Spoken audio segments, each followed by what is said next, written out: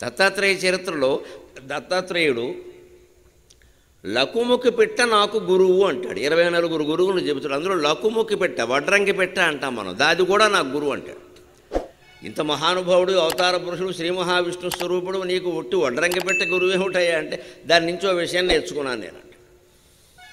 వడ్రంగి పెట్టాను ఎందుకంటారు దాన్ని? అది చెట్టుని బెరడు మీద ఇలా కొడుతుంది. దాని ముక్కు భగవంతుడు అందుకే సూదిగా పెట్టాడు కొట్టడానికి వీలుగా. బెరడు తిందది. ఆ బెరడుకి మధ్యలో ఉన్న సన్నని గాడిలో క్రిములు చేరతాయి, క్రిములు తింటుంది. పైగా బెరడు కొట్టేస్తే ఊడిపోతుంది కదా, బెరడు లోపల కొన్ని క్రిములు ఉంటాయి, అలా బతికే శక్తి ఉందన్నమాట కొన్ని క్రిములకి, వాటిని తింటుంది. బెరడు లోపల బతికే శక్తి ఆ క్రిములకు ఉంటే వాటిని తినే శక్తి దీనికి ఉంది. అంతే, మన అందరినీ తినే శక్తి యమధర్మరాజుకు ఉంది. ఇక్కడికి వీరు ప్రబలురైనా అక్కడికి వారు ప్రబలం, ఎక్కడికక్కడే.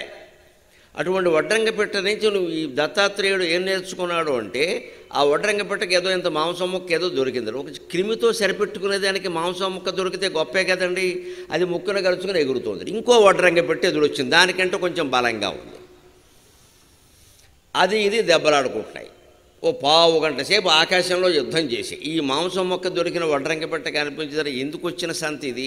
నాకు ఆ చెట్టు బెరడు దగ్గర గాడిలో ఉన్న క్రిములు, బెరడు వెనకాల ఉన్న క్రిములు నాకు చాలు కదా, అనవసరంగా ఈ పెద్ద మాంసం మొక్క ఎవడో ఇక్కడ పళ్ళెంలో విందు చేసుకుని వదిలేసినటువంటి మాంసం మొక్క ఒకటి దొరికింది కదా, నేను దీన్ని పట్టుకుని వేలాడుతున్నా, దీనికోసం ఇంకోటి వేలాడుతున్నాడు, ఇద్దరికి గొడవ అవుతుంది కదా, ఇది వదిలేస్తే పోలేదా ఆ ముక్కులోంచి ఆ మాంసం మొక్కని కిందకి జారి చేసింది.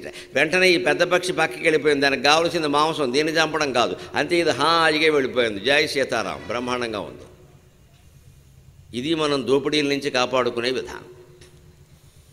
ఇప్పుడు మీరు ఆలోచించండి, ఈ చిన్న మాంసం ముక్కకిను ఒక పదవికి పీఠానికి పెద్ద తేడా ఏం లేదండి. పదవి కోసం ఇద్దరు కొట్టుకుంటున్నారని అంతే. ఓ చిన్న మాంసం ముక్క కోసం కొట్టుకునే పెట్టల్లాగా కుక్కల్లాగా పదవుల కోసం కొట్టుకుంటారు. నాకు కావాలంటే నాకు కావాలి. పదవుల విషయంలో మనకు ప్రశాంతంగా ఉండాలంటే ఇది వదిలేయాలి, పోటీ పడద్దు. ఎందుకు వచ్చిన పోటీ? కానీ జరుగుతున్నది ఏమిటి? ఎందుకు జరుగుతుంది? మన స్వార్థం వల్లనే, మన ప్రలోభం వల్లనే జరుగుతుంది.